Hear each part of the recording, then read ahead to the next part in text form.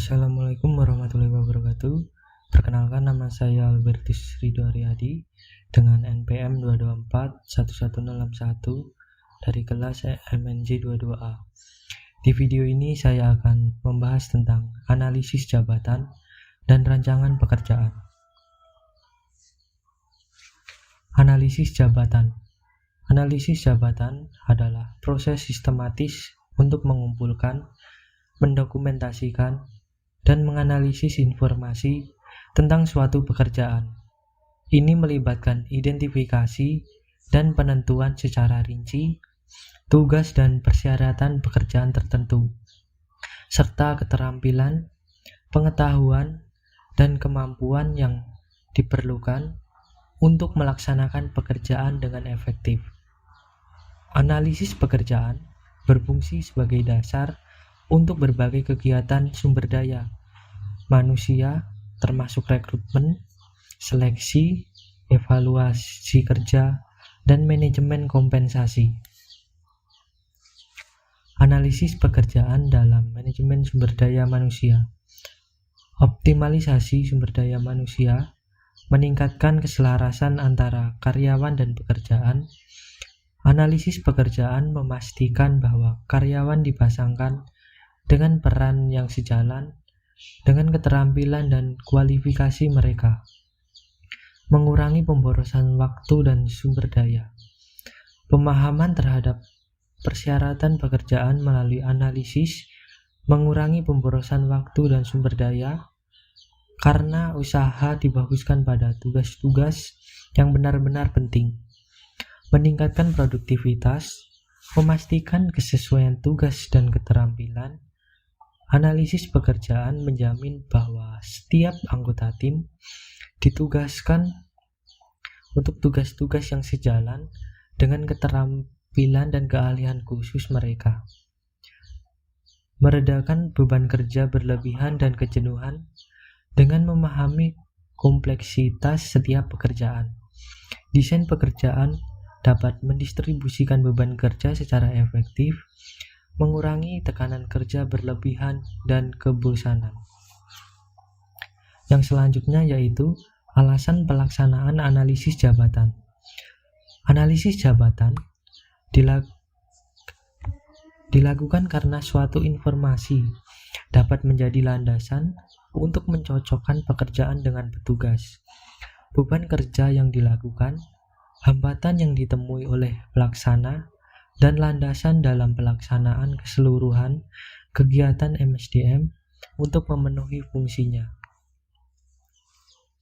Landasan utama kegiatan MSDM. Yang pertama yaitu rekrutmen dan seleksi. Proses pemilihan dan penempatan karyawan yang tepat sesuai dengan kebutuhan dan kualifikasi perusahaan. Yang kedua yaitu pelatihan dan pengembangan. Memberikan pelatihan, pengembangan dan pendidikan kepada karyawan agar mereka memiliki keterampilan dan pengetahuan yang diperlukan untuk pekerjaan mereka. Yang ketiga yaitu evaluasi kinerja. Mengukur kinerja karyawan secara teratur dan memberikan umpan balik konstruktif untuk membantu mereka meningkatkan kinerja mereka. Yang keempat yaitu manajemen kompensasi, perancang setiap pengkajian yang adil dan kompetitif untuk memotivasi karyawan dan menjaga loyalitas mereka terhadap perusahaan.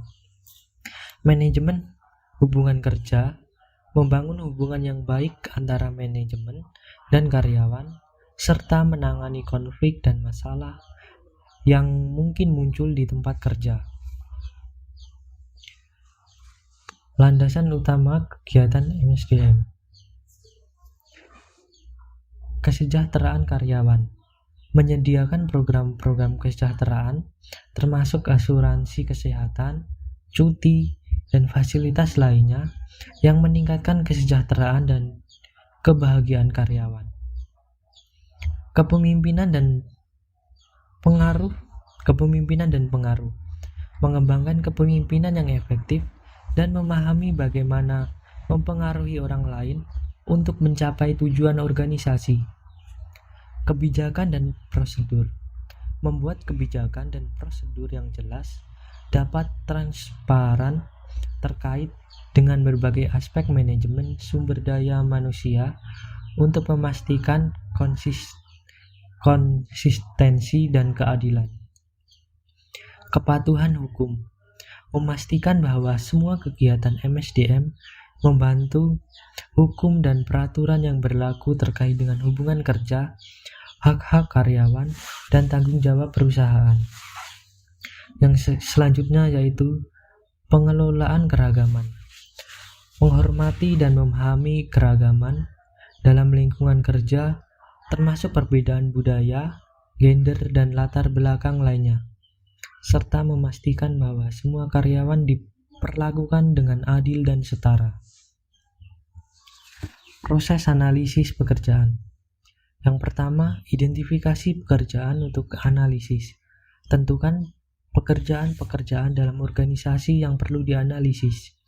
Fokus pada peran-peran kunci yang berpengaruh signifikan terhadap operasional.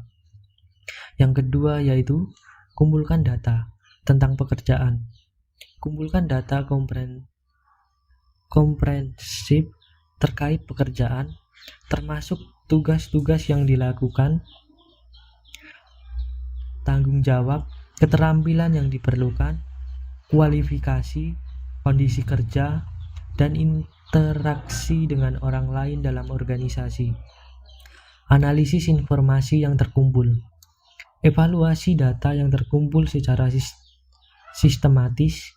Analisis ini melibatkan memecah pekerjaan menjadi komponen-komponen pentingnya, memahami keterampilan dan kompetensi yang diperlukan, serta mengidentifikasi standar kinerja.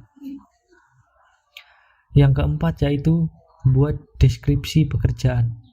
Berdasarkan informasi yang telah dianalisis, buat deskripsi pekerjaan yang rinci, yang menjelaskan tugas-tugas, tanggung jawab, kualifikasi, dan detail penting lainnya tentang pekerjaan tersebut. Deskripsi pekerjaan berfungsi sebagai referensi penting untuk berbagai fungsi SDM.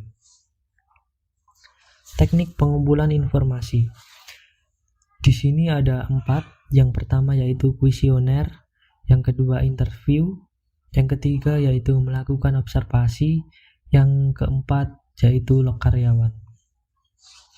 Kuesioner atau daftar pertanyaan yang sistematis dirancang untuk mengumpulkan informasi spesifik tentang jenis tugas, tanggung jawab, pekerjaan secara rinci, keterampilan yang dibutuhkan, karakteristik personal yang diperlukan, kondisi kerja, standar kinerja, dan aspek relevan lainnya dari suatu pekerjaan.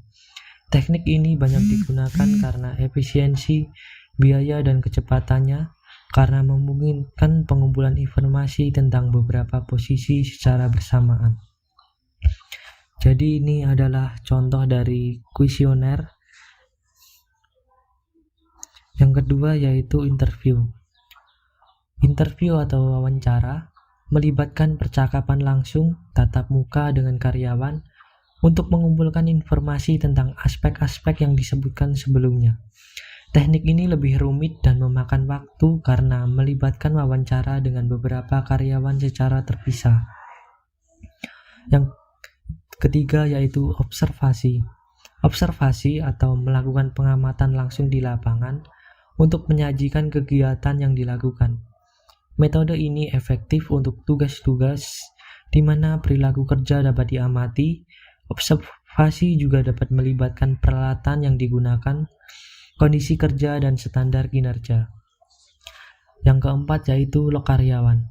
Catatan karyawan mengacu pada catatan atau jurnal yang dipelihara oleh karyawan untuk mendokumentasikan aktivitas harian, tugas, atau peristiwa terkait kerja mereka. Catatan ini berfungsi sebagai catatan rinci tentang tindakan terkait pekerjaan karyawan, prestasi, tantangan, dan terkadang juga refleksi pribadi. Elemen perilaku. Elemen perilaku berkaitan dengan pemberian beberapa aspek dari pekerjaan yang dapat memenuhi keinginan atau motif manusia dalam melakukan suatu pekerjaan. Aspek-aspek itu berkaitan dengan 1. Otonomi, 2. Task variety, 3. Task identity, yang keempat yaitu task signifikan. Otonomi atau wewenang adalah sejauh mana seseorang kebebasan untuk mengatur pekerjaannya. Misalnya menentukan metode, penjadwalan pekerjaan, memilih bahan-bahan yang digunakan.